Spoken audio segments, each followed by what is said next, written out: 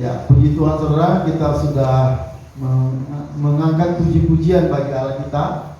Dan tiba saatnya kita belajar untuk mendengarkan firman Allah. Saudara, mari kita belajar firman Allah dengan tema barang siapa menyangkal Yesus tidak akan selamat. Nah saudara, ini penting kita pahami. Kenapa saudara? Karena hari-hari ini dalam gereja banyak pengajaran yang berkata bahwa Yesus itu bukan juru selamat. Dan itu adalah pengajaran dari Pak Erastus, ya. Dan juga pengajaran dari saksi Jehovah. Ya, mereka berkata bahwa Yesus itu bukan Tuhan, bukan juru selamat. Ya. Nah, kalau saksi Jehovah dan Pak Erastus itu sangat komplit dalam mereka menyangkal Yesus. Ya, saudara, Pak Erastus berkata bahwa Yesus itu bukan Allah. Dan terakhir barusan kita lihat saudara dalam YouTube bahwa dia juga berkata bahwa Yesus itu bukan juru selamat. Jadi penyangkalan tentang Yesus ini cukup lengkap. Ya, cukup memadai penyangkalan bahwa Yesus itu bukan Allah, bahwa Yesus itu bukan juru selamat. Nah, saudara, padahal kalau kita melihat dalam Alkitab, saudara, bahwa sebenarnya keselamatan itu kan tergantung pada pengakuan iman. Selamatan kita itu kan tergantung pada pengakuan kita terhadap siapa Yesus. Ya. Itu kan menjadi alasan dasar kita diselamatkan. Nah, kalau sampai hari ini dalam gereja ada pengajaran bahwa Yesus bukan Tuhan, bahwa Yesus bukan juru selamat, itu kan adalah antikris. Itu adalah antikristus. Hari ini saya mau katakan banyak pendeta yang begitu masuk dalam antikris ini, saudara. Mereka sebagai antikris tanpa menyadari. Ya, mereka tidak menyadari. Kalau kita melihat misalnya di YouTube Pak Erastus bahwa dia mengatakan Yesus bukan Tuhan. Lalu saudara pengikut pendeta-pendeta yang mengikuti Pak Erastus, mereka bilang, loh sebenarnya maksud Pak Erastus bukan begitu. Jadi mereka masih bisa membela, padahal sudah jelas-jelas ajarannya mengatakan Yesus bukan Tuhan, Yesus bukan juru selamat. Tapi aneh, para pendeta yang mengikuti masih membela. Mereka berkata bahwa maksud Pak Erastus bukan begitu. Saudara, artinya begini, saudara, mau gereja hari ini sudah dimasuki ya oleh pengajaran sesat. Ya, dan saya mau katakan bahwa sudah banyak orang dalam kekristenan yang sudah menjadi antikris tanpa menyadari. Dan ini saudara harus disikapkan. Ini harus disampaikan. Jadi kita harus bisa bedakan mana antikristus dan mana yang benar-benar pengikut Kristus. Ya. Nah saudara, mari kita baca pertama dalam Roma 10 ayat 9 sampai 10. Saudara, di sini kita melihat unsur dasar dari keselamatan dalam kekristenan. Saudara, inilah yang harus dipertahankan dengan sungguh-sungguh, ya. Saudara, alasan dasar nanti keselamatan kita bisa lihat dalam ayat ini. Saudara, dalam Roma 10 ayat 9 sampai 10. Sama-sama kita membacanya. 1, 2, 3. Sebab jika kamu mengaku dengan mulut bahwa Yesus adalah Tuhan dan percaya dalam hati bahwa Allah telah membangkitkan Dia dari antara orang mati, maka kamu akan diselamatkan. Karena dengan hati orang percaya dan dibenarkan, dan dengan mulut orang mengaku akan diselamatkan. Nah saudara, perhatikan kalau dilihat dari ayat ini, sebenarnya kan keselamatan kita itu sangat sederhana. Ya, saudara, apa kata ayat ini? Sebab jika kamu mengaku dengan mulutmu bahwa Yesus adalah Tuhan. Jadi yang pertama mengaku dengan mulut bahwa Yesus adalah Tuhan. Dan kedua, percaya dalam hati bahwa Allah telah membangkitkan Dia dari antara orang mati, maka kamu akan diselamatkan. Di sini hanya ada dua unsur supaya orang diselamatkan. Saudara, yang pertama mengaku dengan mulut bahwa Yesus adalah Tuhan, dan yang kedua percaya dalam hati bahwa Yesus telah dibangkitkan. Hanya dua unsur ini, saudara. Yesus adalah Tuhan dan bahwa Dia telah dibangkitkan dari antara orang mati. Inilah dasar keselamatan itu. Makanya dikatakan di sini, maka kamu akan diselamatkan. Lebih dijelaskan lagi di ayat 9. Karena dengan hati orang percaya dan dibenarkan, dan dengan mulut orang mengaku dan diselamatkan. Jadi saudara, keselamatan itu wujudnya dalam kehidupan kita. Ini wujudnya yaitu kita mengaku. Jadi wujud keselamatan kita itu, saudara, pertama itu dari pengakuan mulut kita. Siapa Yesus itu? Ya. Siapa Yesus? Saudara, Paulus berkata, kalau kita mengaku Dia Tuhan, percaya bahwa Dia telah bangkit dari antara mati, maka akan selamat. Sederhana, selamat. Jadi kalau melihat ayat ini sangat mudah keselamatan itu. Ya, bagi orang percaya surga itu begitu mudah untuk dimasuki. Bagi orang percaya ya, bagi orang tidak percaya tidak ada tempat bagi mereka. Tapi bagi orang yang percaya bahwa Yesus adalah Tuhan dan Yesus telah bangkit dari antara orang mati, benar-benar mengaku dalam iman mereka, maka orang itu diselamatkan. Jadi saudara, dasar keselamatan ini jangan sampai ada tambahan. Jangan sampai kita menambah sesuatu dalam keselamatan itu. Jangan ditambah-tambahkan dengan yang lain. Saudara, kalau dalam Roma 9 ayat 10 ini, saudara, di sini kita bisa melihat rumusan, ringkasan dari bagaimana kita diselamatkan. Ini rumusannya dalam ayat ini. Makanya ayat ini saudara pegang. Karena ayat ini saudara akan menjadi landasan bagi kita untuk mempertahankan iman kita. Ini landasan bagi kita untuk mempertahankan keselamatan kita. Landasannya ayat ini. Jadi jangan sampai ayat ini kita tidak paham. Halo, amin. Ya, jadi keselamatan itu mudah. Jadi jangan kita memberatkan orang untuk menerima keselamatan. Ya, jangan sampai saudara kita memberikan ajaran-ajaran yang lain. Ya, keselamatan itu gak bisa ditambah dengan sesuatu. Saudara, keselamatan itu hanya membutuhkan iman. Hanya iman. Maka dikatakan barang siapa mengaku dengan mulut, percaya dalam hati, maka akan diselamatkan. Nah, persoalannya hari ini kadang-kadang saudara, banyak orang merubah konsep dasar bagaimana kita bisa diselamatkan itu.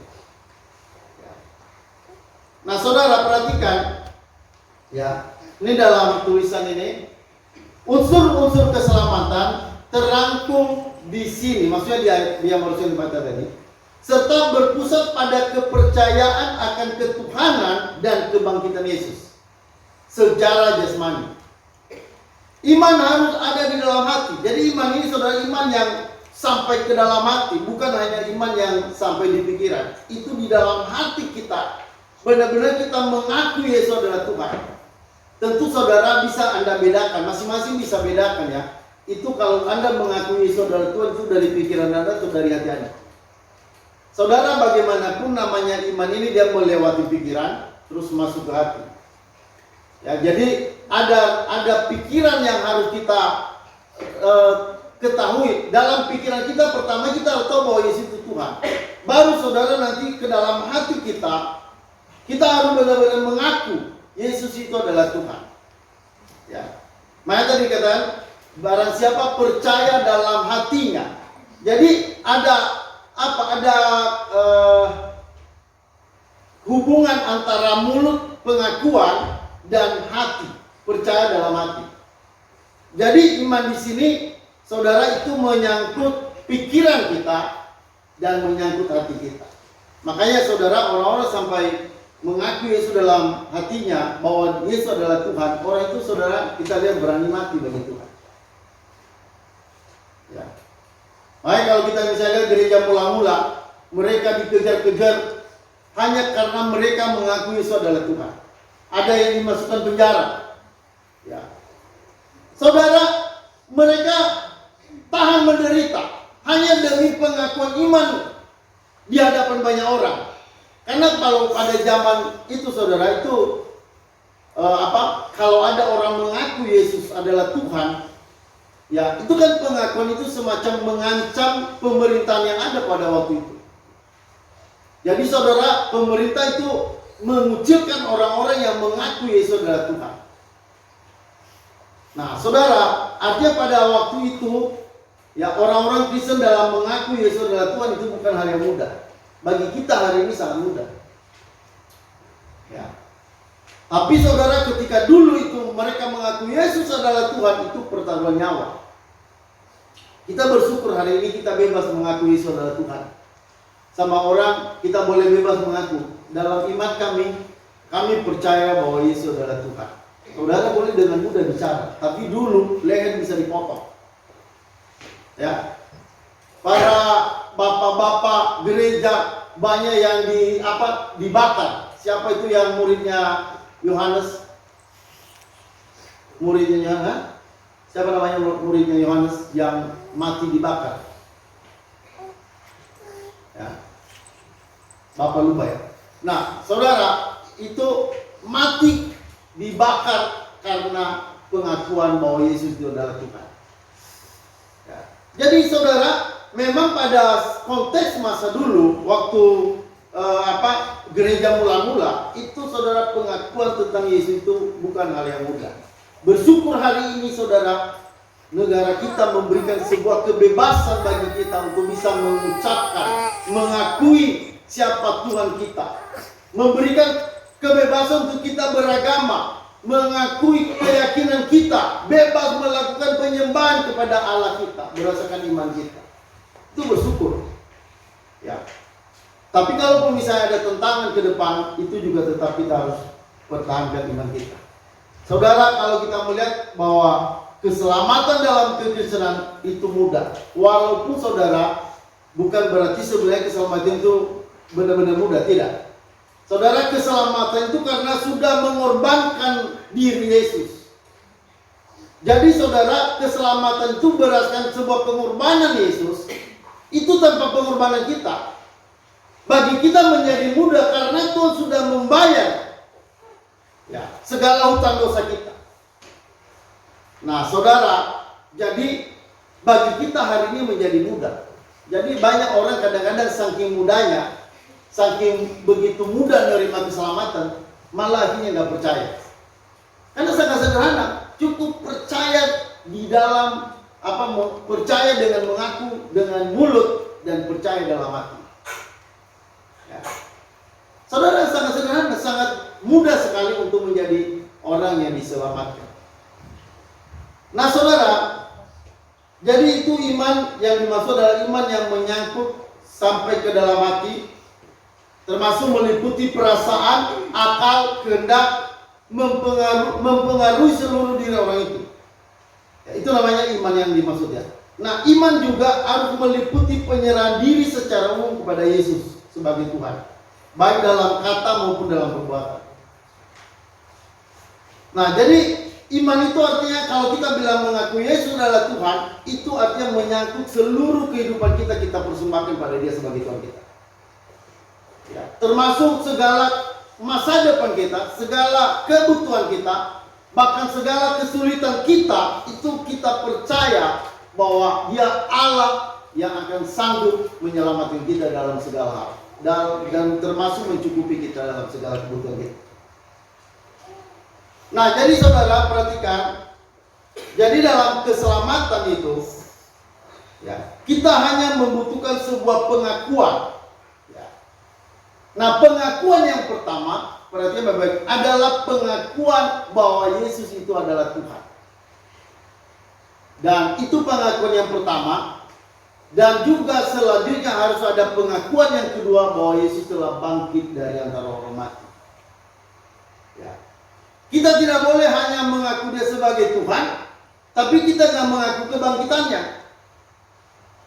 Saudara, Satu agama paling besar di bangsa kita adalah agama yang paling saudara menolak kealahan Yesus.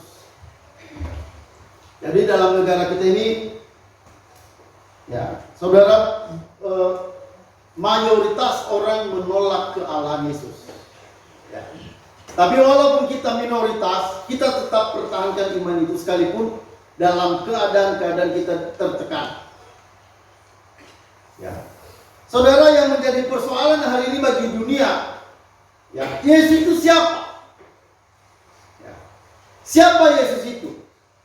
Ya. Jadi saudara, kalau kita melihat, ya, orang-orang yang bukan Kristen, mereka begitu getol untuk melawan sebuah doktrin bahwa Yesus itu adalah Allah. Mereka habis-habisan untuk menentang doktrin pandangan kekristenan kita. Nah saudara, perhatikan. Yang pertama itu bukan mengakui Yesus sebagai juru selamat, tapi yang pertama mengakui dia sebagai Tuhan. Itu yang pertama. Ya makanya dalam tulisan ini saya tulis bahwa pengakuan iman yang paling awal dalam gereja bukanlah Yesus adalah juru selamat, tetapi Yesus adalah Tuhan. Jadi itu pengakuan awalnya, Yesus itu Tuhan. Baru nanti dia juru selamat bagi kita. Harus dua-duanya itu. Tidak boleh ada salah satu yang dihilangkan dari unsur keselamatannya. Harus dua-duanya mengaku bahwa dia Tuhan dan percaya dia telah bangkit. Ya, karena kebangkitan itu, kenapa kebangkitan? Kenapa kita mengakui kebangkitan Yesus? Karena kebangkitan Yesus itu saudara, itu menandakan bahwa segala dosa kita itu sudah dibereskan oleh Yesus. Ya, jadi kebangkitan membuktikan bahwa dia telah mengalahkan dosa. Ya, dia telah membayar dosa, sudah sempurna menyelesaikan dosa itu, sehingga dia bangkit. Dan kebangkitan itu juga menjadi bukti dari kehidupan keselamatan kita. Kita percaya pada Allah yang bangkit. Ya, kita percaya pada kebangkitan. Karena saudara, kenapa kebangkitan itu penting? Karena kalau Yesus tidak bangkit, nggak ada gunanya kita percaya. Nggak ada gunanya kita beriman kalau Yesus tidak bangkit. Firman Tuhan berkata, sia-sialah kepercayaan kamu dan sia-sialah pemberitaan kita.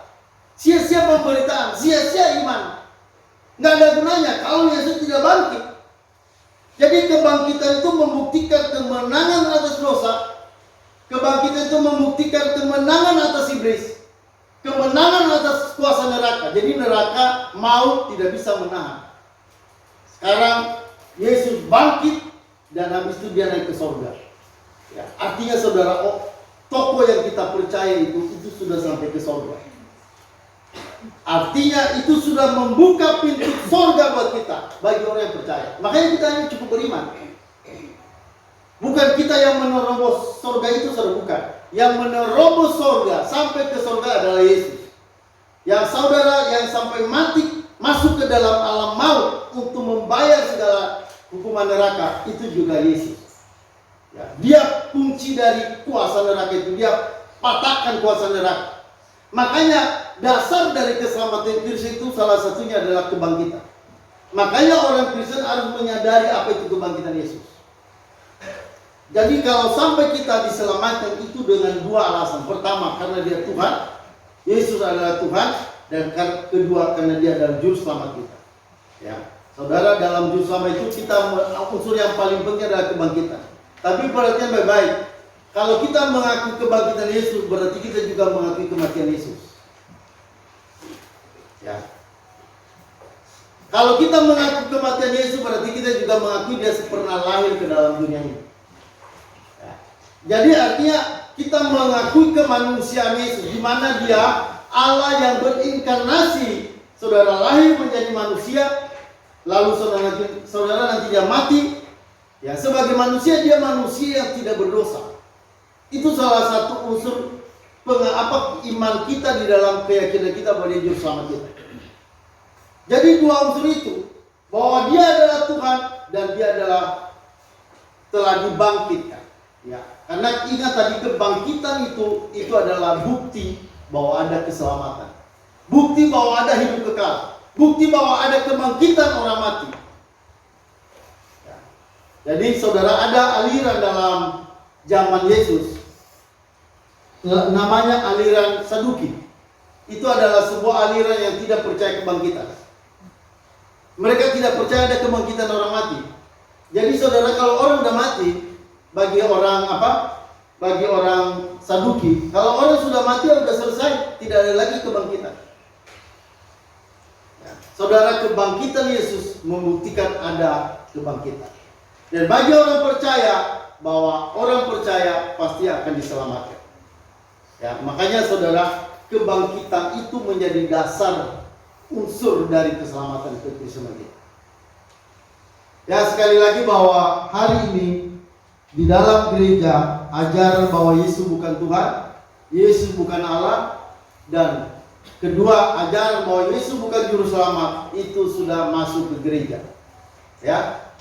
Dan saudara, hari ini di sekitar kita harus bisa bedakan, saudara, bedakan ya. Mana orang-orang yang disebut sesat dan mana orang-orang yang selamat. Dan buat kita hari ini yang paling penting, kita berada pada posisi kita telah diselamatkan. Dengan apa, saudara? Itu tadi dengan sebuah syarat bahwa kita mengaku bahwa Yesus adalah Tuhan dan Dia telah bangkit dari antara orang mati. Nah, saudara, perhatikan ya. Dalam pengakuan iman, perhatikan, dalam pengakuan iman yang paling awal dalam gereja, perjanjian baru, bukanlah Yesus adalah juru selamat, tetapi Yesus adalah Tuhan. Ya. Yesus Kristus khususnya disebut juru selamat, itu ada 16 kali dalam PB, dalam perjanjian baru. Jadi juru selamat, kata juru selamat itu dalam perjanjian baru itu ditulis sebanyak 16 kali. Juru selamat. Tapi kalau tentang Tuhan, ya, tulisan Yesus itu Tuhan dalam Alkitab itu sampai lebih dari 450 kali. Itu PB. Belum perjanjian lama. Ini masih PB, saya kata Yesus itu Tuhan. Ya, itu lebih. Ini bukan 450, ini lebih. Ya, ini bisa lebih dari 450, ya. Nah, kalau referensi lain saya baca kemarin ada 600-an kata Tuhan itu mengenai Yesus ditulis. Nah, saudara, perhatikan ya, penyangkalan tentang Yesus ini sebenarnya itu sudah dimulai dari zaman dulu. Ya, pada waktu gereja mulai berdiri, saudara, dari abad pertama sampai abad ke-5, saudara, itu penyangkalan tentang Yesus ini sudah tumbuh pada waktu itu, ya, pada abad pertama.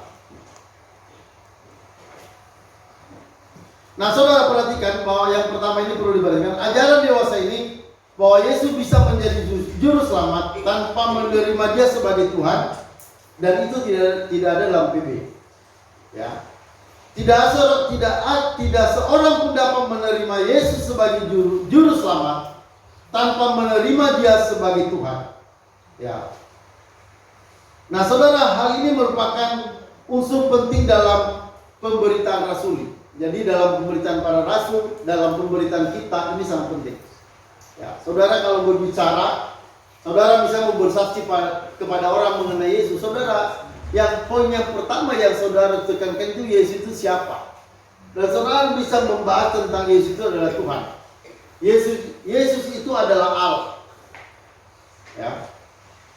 Saudara, pernahkah saudara berbicara kepada orang bahwa Yesus itu adalah Tuhan? Yesus itu adalah Allah. Saudara, apakah pernah saudara berbicara?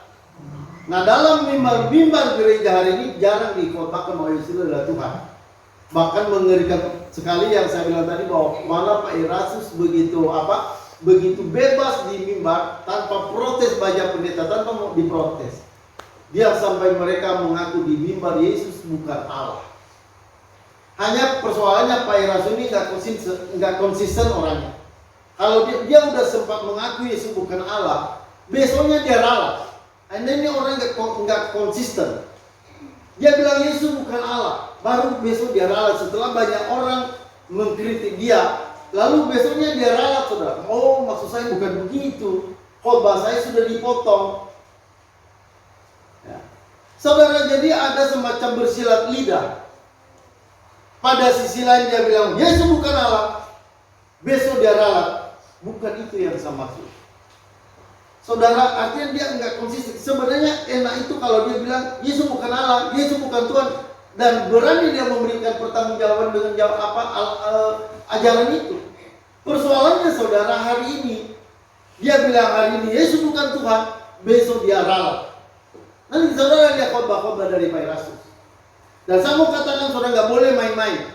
Nggak boleh hari ini kita bilang dia Tuhan, besok kita bilang dia bukan Tuhan.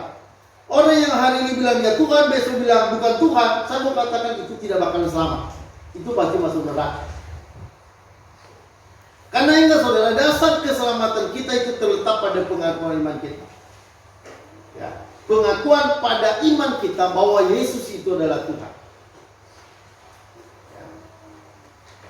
Nah saudara, kita baca sebentar Kisah Para Rasul pasal 2 ayat 36. Ini ayat dasarnya. Mari kita baca saudara. Tadi Roma berapa tadi? Roma 10 ayat 9 dan 10. Sekarang kita baca Kisah Para Rasul 2 ayat 36. Ya, sama-sama kita baca. 1, 2, 3. Jadi seluruh kaum Israel harus tahu dengan pasti bahwa Allah telah membuat Yesus yang kamu salibkan itu menjadi Tuhan dan Kristus. Jadi Yesus itu adalah Tuhan. Ya, dikatakan di sini. Jadi seluruh kaum Israel harus tahu dengan pasti. Harus tahu dengan pasti. Jadi orang beriman itu harus tahu pasti. Tentang apa? Yesus itu siapa? Yesus itu adalah Tuhan dan Kristus. Saudara, inilah landasan dari keselamatan itu. Jangan dirubah, jangan dikompromi, jangan dikurang, jangan ditambah. Keselamatan itu bagi kita hari ini kita terima melalui sebuah pengakuan iman bahwa Yesus itu adalah Tuhan. Nah, ini kata di sini, seluruh kaum Israel harus tahu dengan pasti bahwa Allah telah membuat Yesus yang kamu salibkan itu menjadi Tuhan dan Kristus. Ya, jadi Yesus itu siapa? Jadi yang perlu kita dalami itu saudara tentang Yesus itu Tuhan. Itu harus kita dalami. Itu kita harus pelajari. Bukti-bukti Yesus adalah Tuhan. Apa? Ya, karena Yesus Tuhan itu punya alasan yang kuat dalam Alkitab. Jadi bukan hanya kita bilang Yesus adalah Tuhan tapi nggak tahu alasannya. Kenapa kita bilang Yesus adalah Tuhan? Ya. Karena saudara ada banyak perlawanan terhadap iman seperti kita punya ini. Hari ini kalau kita bilang Yesus adalah Tuhan, lalu ada orang mengoceh sana. Apa orang Kristen bilang Yesus Tuhan? Ada apa? Yesus kan manusia. Yesus kan lahir, bayi, kok Tuhan? Makanya pengakuan Yesus Tuhan itu harus benar-benar kuat dalam diri kita. Kalau saudara nggak kuat, Anda akan tergoncang. Makanya banyak orang Kristen kan dari kampung merantau ke kota udah nggak lama-lama langsung imannya langsung berubah. Kenapa saudara? Karena tidak kuat mendalami Yesus itu siapa. Tidak kurang kuat pengajaran Yesus itu adalah Tuhan, kurang kuat. Saudara, salah satu poin pengajaran yang paling penting, Yesus itu adalah Tuhan. Itu harus kita jelaskan habis-habisan saudara. Itu kita harus buktikan Yesus itu adalah Tuhan. Jangan sampai kurang dari itu. Ya, jangan sampai kurang dari pengakuan iman Yesus itu adalah Tuhan. Nggak boleh kurang dari situ. Dia adalah Tuhan. Dia adalah Allah. Lalu saudara mungkin kalau ditanya, bagaimana kok orang bisa percaya Yesus adalah Allah? Padahal kan Yesus manusia, punya rambutnya gondrong. Ya. Dia tuh seorang tukang kayu dan sebagainya. Saudara, kita bisa lihat dari pengakuan Yesus sendiri dia siapa. Misalnya dia bilang, aku adalah terang dunia. Lalu kalau Yesus bilang aku terang dunia, apakah itu tidak menunjukkan dia Allah dan atau Tuhan? Ada nggak seorang manusia yang berani bilang aku ini terang dunia? Ada nggak manusia yang pernah bisa berkata aku ini adalah terang dunia? Barang siapa mengikut aku, dia tidak akan berada dalam kegelapan. Ada nggak begitu? Saudara, itu nggak mungkin kalau hanya seorang manusia bisa mengaku dia terang dunia. Terus Yesus pernah bilang, barang siapa berdoa atas namaku, dan 2-3 orang berkumpul dalam namaku, aku ada di tengah-tengah mereka. Loh, kok bisa di tengah-tengah mereka? Kalau misalnya di sini ada 2-3 orang berkumpul, di sana 2-3 orang berkumpul, di Amerika 2-3 orang berkumpul, dalam namanya dia ada di tengah-tengah mereka. Loh, kalau dia manusia saja, dia hanya manusia saja, bagaimana kok dia bisa ada di sana, di sana, di mana orang berkumpul hari ini, apalagi kayak hari Minggu ini kan. Hari Minggu berapa gereja terbuka dan orang pada ngumpul. Di sana Yesus hadir. Setiap gereja berkumpul, setiap jemaat berkumpul, di sana Yesus hadir. Loh, kalau dia bisa hadir di mana-mana, masa dia hanya sekedar manusia? Masa dia hanya seorang manusia? Itu tidak mungkin. Makanya Yesus pernah berkata, di mana orang berkumpul 2-3 orang dalam namaku, aku ada di tengah-tengah mereka. Artinya dia maha hadir. Kalau seorang manusia biasa saja, tidak mungkin dia bisa maha hadir. Jadi dari pengakuan Yesus saja kita lihat siapa dia. Dia bukan hanya manusia saja, tapi dia adalah Allah dan juga dia manusia. Ya. Kenapa kita bilang dia Allah? Karena dia bisa di mana-mana, dia bisa ada. Belum lagi saudara, dia maha tahu. Ya, Yesus kan maha tahu ketika Petrus, perhatian baik, Petrus menyangkal dia 3 kali. Yesus sudah berubah dulu. Ya, sebelum ayam berkokok, engkau sudah menyangkal aku berapa kali? 3 kali. Kejadian nggak? Kejadian. Loh, kok tahu dia? Bagaimana kau bisa tahu belum terjadi, tapi dia tahu itu nanti akan terjadi? Petrus akan menyangkal dia 3 kali. Apa dia seorang kalau misalnya kita bilang sekarang mungkin dia seorang paranormal? Tidak. Paranormal saudara pasti banyak meleset. Ya mungkin ada benarnya mereka meramal sesuatu, tetapi kebanyakan meleset. Kalau Yesus saudara dalam meramal sesuatu tidak ada satupun yang meleset. Itu bedanya. Mungkin saudara bilang, kan banyak dukun-dukun yang bisa meramal. Coba teliti berapa banyak mereka meramal dan tepat. Paling saudara yang benar 1-2. Misalnya ramalan cuaca. Perhatian ya, ramalan cuaca. Ramalan cuaca itu kadang benar kadang tidak. Kenapa? Itu kan ramalan manusia. Tapi kalau namanya ramalan Allah tidak bisa meleset. Dan benar tuh kejadian. Petrus menyangkal 3 kali. Baru ayam berkokok. Dia maha hadir. Jadi dari mana kita tahu dia Allah? Ya dari perkataannya, dari pengakuannya. Kita lihat dia adalah Allah. Pernah dia berkata, sebelum Abraham ada, aku sudah ada. Lalu orang tertawa. Umurnya belum 50. Itu orang-orang ini bilang, umurnya belum 50. Dia udah bilang dia sudah ada sebelum Abraham ada. Jadi orang anggap lucu. Jadi orang bilang, oh Yesus ini gila. Tapi saudara, itulah pengakuan Yesus menunjukkan bahwa dia adalah Allah. Dia sudah Allah sebelum dia jadi manusia. Ya. Makanya dia bilang, sebelum Abraham ada, aku sudah ada. Ya. Pernah dia juga berkata dari pengakuannya, aku dan Bapa adalah satu. Bapa itu kan Allah. Nah, dia Bapa dan dia satu. Itu kan menunjukkan bahwa dia setara dengan Allah Bapa. Dan itu berarti kan menunjukkan kealahan, memiliki kealahan yang sama dengan mungkin. Jadi saudara, harus orang tahu bahwa Yesus itu adalah Tuhan. Ya, ini harus pengajaran, ini harus buat dalam gereja. Saudara kalau menginjilin orang, perhatian baik-baik ya. Kalau saudara menginjilin orang, saudara harus menerangkan bahwa Yesus itu adalah Allah. Karena kalau orang hanya ngaku Yesus juru selamat, tapi mereka tidak mengaku Yesus sebagai Tuhan, tidak ada keselamatan. Jadi keselamatan itu unsur pertamanya Yesus itu adalah Tuhan. Yesus itu adalah Allah. Nah, jadi saudara harus bisa membuktikan dia siapa. Ya. Nah saudara, ada banyak alasan yang bisa kita berikan sebagai bukti bahwa Yesus itu adalah Tuhan atau Allah. Banyak. Ya, itu yang saya sampaikan tadi hanya masih pengakuan Yesus tentang dirinya siapa. Belum pengakuan dari Allah Bapa di surga. Ya, belum pengakuan malaikat. Ya, waktu siapa itu? Waktu Maria mengandung Yesus, saudara, datanglah malaikat memberikan kabar. Ya, apa katanya? Bahwa anak yang kau lahirkan itu adalah apa? Kudus, anak Allah. Kata anak Allah itu menandakan dia Allah. Kalau dibilang Yesus itu anak Allah, itu berbicara dia Allah, saudara. Kenapa begitu? Ya sama seperti misalnya dibilang manusia. Ya, dengan anak manusia, beda nggak itu? Apa artinya? Apa ada perbedaan antara kata manusia sama anak manusia? Ada nggak bedanya? Tidak ada. Kadang kita dibilang manusia, kadang kita dibilang anak manusia.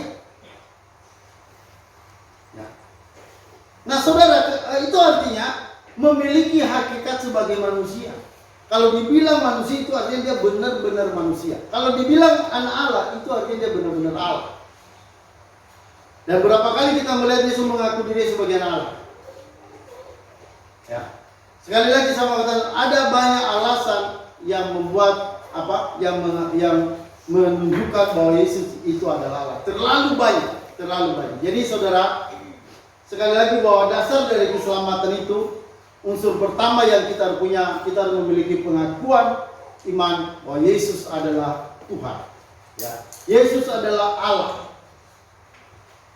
Saudara, sebelum kita lanjutkan, tolong baca dulu satu orang, 1 Yohanes pasal 2 ayat, pasal 5. 1 Yohanes pasal 5 ayat 20. Tolong baca dulu satu orang. Saudara, kita bisa lihat dari kesaksian Rasul Yohanes. 1 Yohanes 5 ayat 20. Akan tetapi kita tahu bahwa anak Allah telah datang dan telah mengaruniakan pengertian kepada kita, supaya kita mengenal yang benar dan kita ada di dalam yang benar, di dalam anaknya Yesus Kristus. Dia adalah Allah yang benar dan hidup yang kekal. Dia adalah Allah yang benar. Dia adalah Allah yang benar dan hidup yang kekal. Saudara, coba baca ayat sebelumnya. Nah, coba ulang kalimat sebelumnya, kalimat pertama. Coba perhatikan ya. Kalimat pertama ayat dulu. Ya, masih ada dulu. Akan tetapi kita tahu bahwa anak Allah telah datang dan telah mengaruniakan pengertian kepada kita. Oke, berhenti dulu. Ya, perhatikan ya. Yang pertama disebut apa di situ? Yesus. Bahwa anak Allah. Anak Allah. Kalimat pertama dibilang anak Allah. Nanti kalimat terakhir, dia adalah Allah yang benar dan hidup yang kekal. Artinya gini, anak Allah sama Allah itu sama. Itu pengertian Yahudi pada waktu itu. Kalau dibilang anak Allah, dalam pikiran mereka itu Allah. Makanya saudara, kenapa Yesus itu nanti setelah dia bilang, ya benar, kamu telah mengatakannya pada imam besar. Ya kan imam besar mempertanyakan, apakah kamu anak Allah? Ya, lalu saudara Yesus bilang, ya benar, kamu telah mengatakannya. Lalu saudara marah, imam besar, dia koyak bajunya, lalu dia bilang, untuk apa lagi bertanya? Baru saudara mereka mau salibkan Yesus. Hanya dari sebuah pengakuan Yesus, saudara, itulah alasan orang Yahudi, para imam besar, mereka menyalibkan Yesus. Kenapa? Karena mereka bilang, dia menyamakan diri dengan Allah. Kalau Yesus bilang dia anak Allah, artinya dia menyamakan diri dengan Allah. Itu pengertian Yahudi. Itu pengertian kata anak Allah pada zaman itu. Pada zaman Yesus ada pada waktu itu. Jadi orang berpikir kalau dibilang anak Allah, berarti itu menyamakan diri dengan Allah. Jadi pengertian anak Allah itu bukan pengertian kita zaman sekarang. Itu pengertian zaman waktu Yesus ada. Pengertian mereka waktu itu bahwa Yesus itu adalah anak Allah, itu artinya sama dengan Allah. Jadi saudara, perhatikan baik-baik bahwa kunci dari keselamatan kita percaya bahwa Yesus adalah Allah. Harus tahu Yesus adalah Allah. Harus tahu Yesus adalah Tuhan. Tadi dalam 1 Yohanes pasal 2, pasal 5 ayat 20, kalimat terakhir berkata, dia adalah Allah yang benar dan hidup yang kekal. Itu sangat tegas itu ayat dan sangat terang, sangat eksplisit. Belum lagi dalam Yesaya pasal berapa? Yang penyanyi lama, Yesaya 9 ayat 5. Seorang anak telah lahir bagi kita. Ya. Dia disebut apa? Penasihat ajaib. Terus Bapa yang kekal, Allah yang perkasa, Bapa yang kekal, Raja damai. Allah yang perkasa. Proses Yehova, saudara, mereka mencoba menafsirkan ayat ini dan melencengkan. Jadi maksudnya itu bukan Allah. Maksudnya Allah yang perkasa itu bukan Allah, kata mereka. Ya, itu mereka punya pengertian yang lain, mencoba melencengkan arti-arti yang tentang Allah yang dikatakan Alkitab terhadap Yesus itu dibola-balik sama mereka, diputar sama mereka. Ya. Jadi saudara perhatikan, untuk keselamatan kita, yang pertama harus tahu Yesus adalah Tuhan. Harus mengaku Yesus adalah Tuhan. Semua orang harus tahu, yang selamat ya, yang sudah selamat, orang punya prinsip bahwa Yesus itu adalah Tuhan. Oke saudara, nah perhatikan kata Tuhan bagian kedua ini di sini. Tuhan dalam Yunani itu namanya kurios. Ya, berarti apa artinya? Memiliki kuasa, wibawa, dan hak untuk menguasai.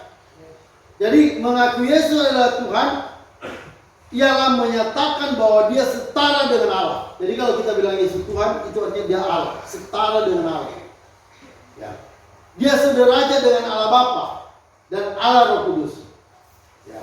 Terus saudara, artinya juga layak untuk menerima kuasa. Kalau saudara bilang dia Tuhan, berarti saudara artinya mengaku dia sebagai pribadi yang penuh kuasa. Ya, termasuk yang berkuasa atas hidup kita. Layak untuk menerima kuasa, layak untuk menerima penyembahan, ya, kepercayaan dan ketaatan dan doa kepadanya.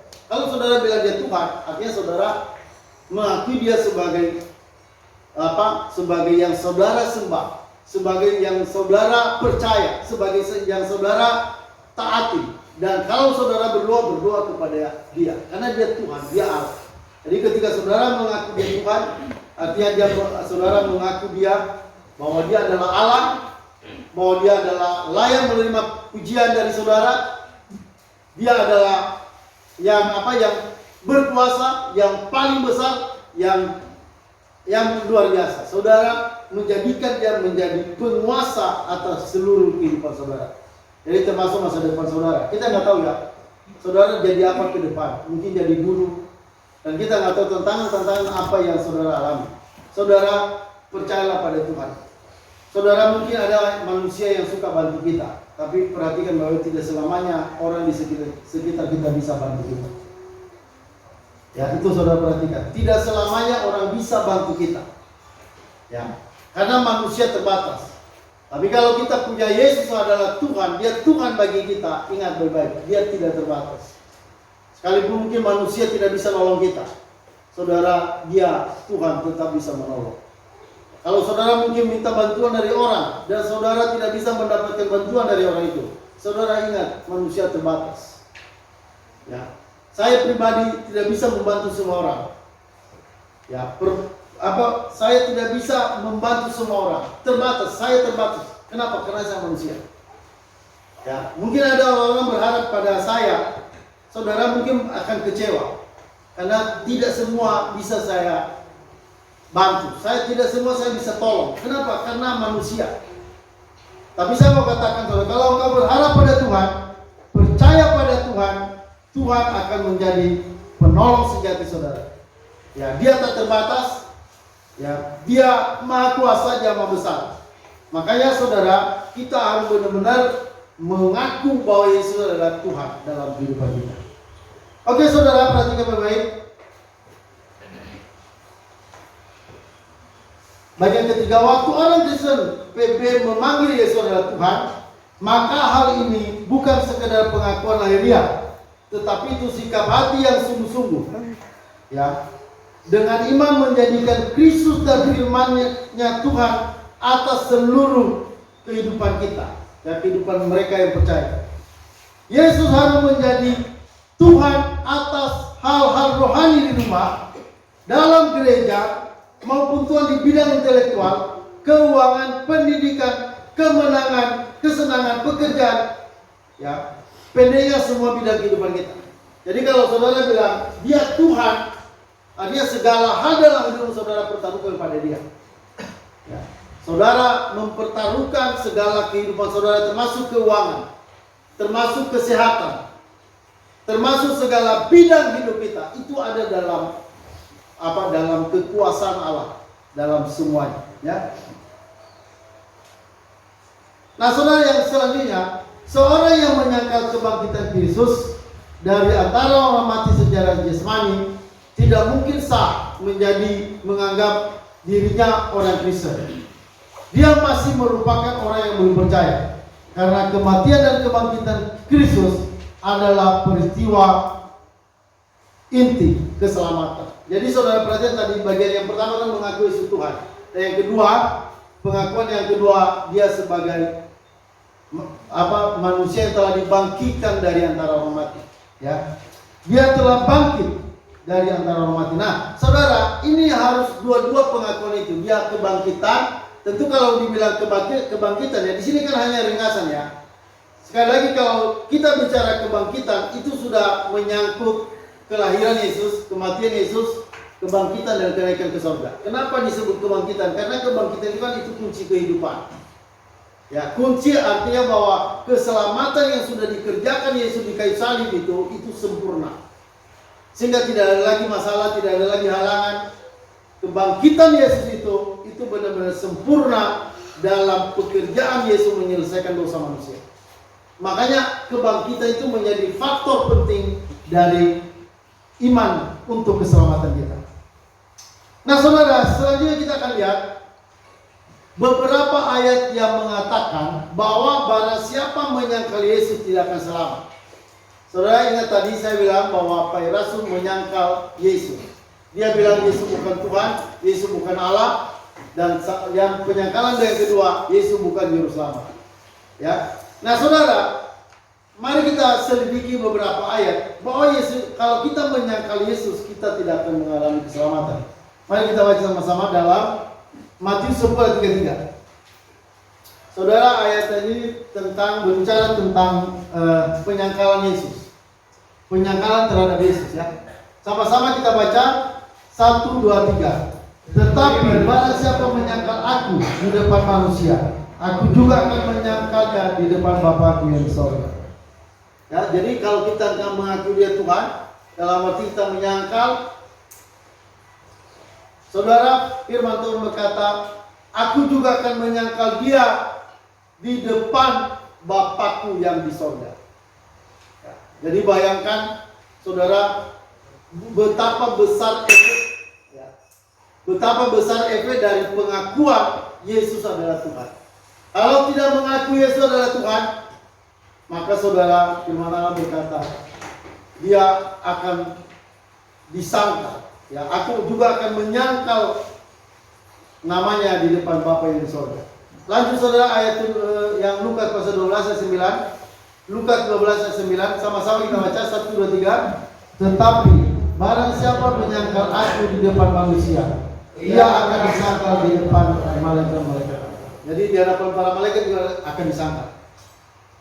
Ya, makanya saudara setiap hari, ya, dalam doa, dalam perjalanan kita terus mengaku dia Tuhan buat kita. Yesus adalah Tuhan.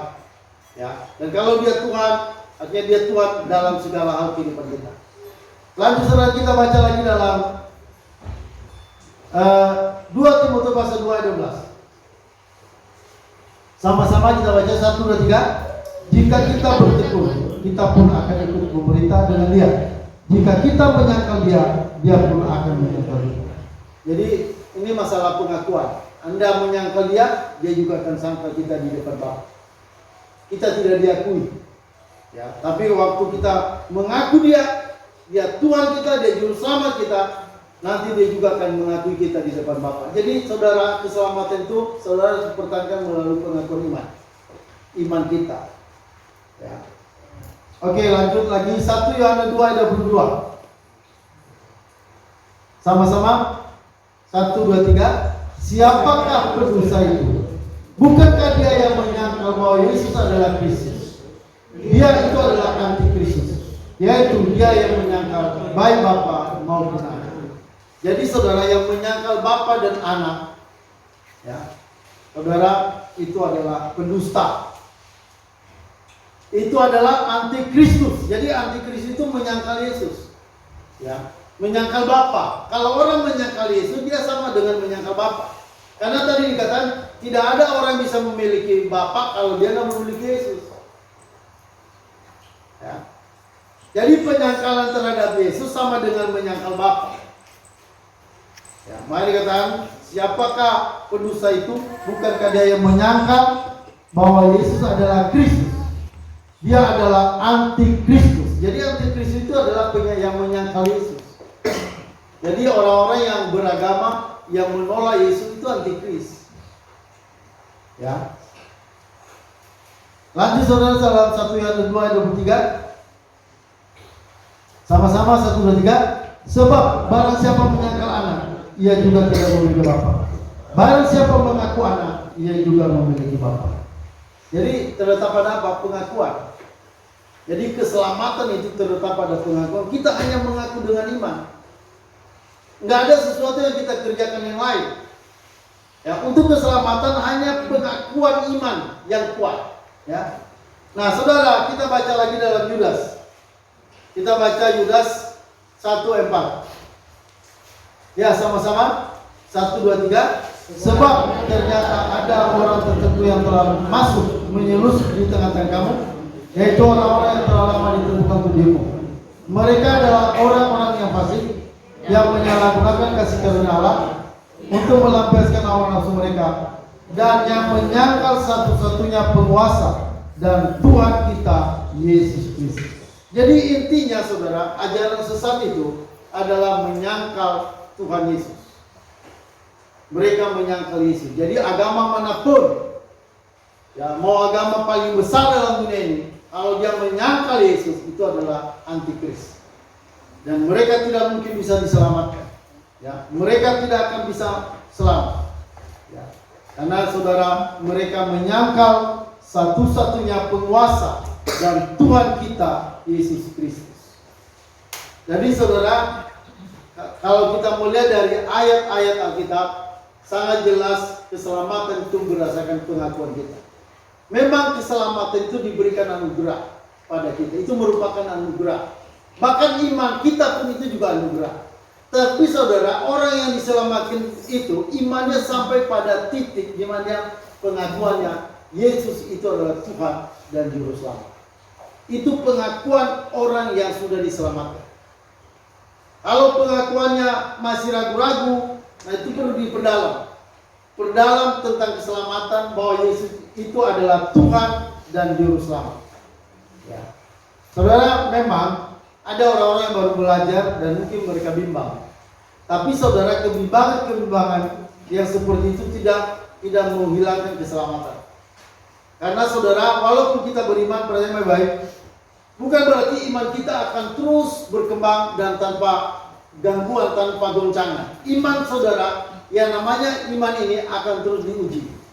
Ya, selama kita masih dalam dunia, iman itu diuji.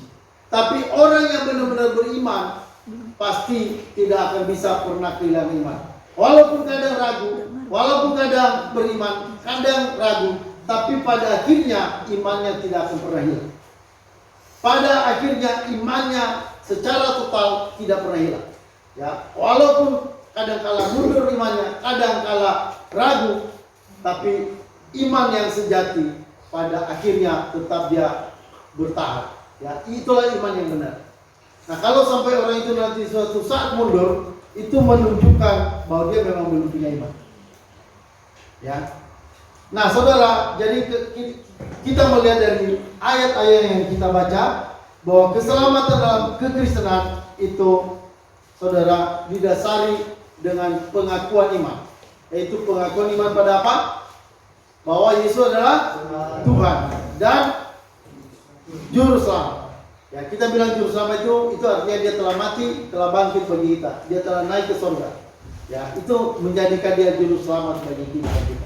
Ya, jadi itu ringkasannya. Kalau mau meringkas saudara untuk keselamatan itu, bahwa keselamatan itu adalah berdasarkan pengakuan iman bahwa Yesus adalah Tuhan dan Juru Selamat. Kita menjadi selamat. Jadi keselamatan sebenarnya sangat mudah. Ya, sangat dekat dengan orang yang percaya. Tapi bagi orang yang tidak percaya itu keselamatan menjauh. Oke saudara, itu aja firman Tuhan yang bisa kita dengarkan pada pagi hari ini. Dan kita akan berjalan kudus.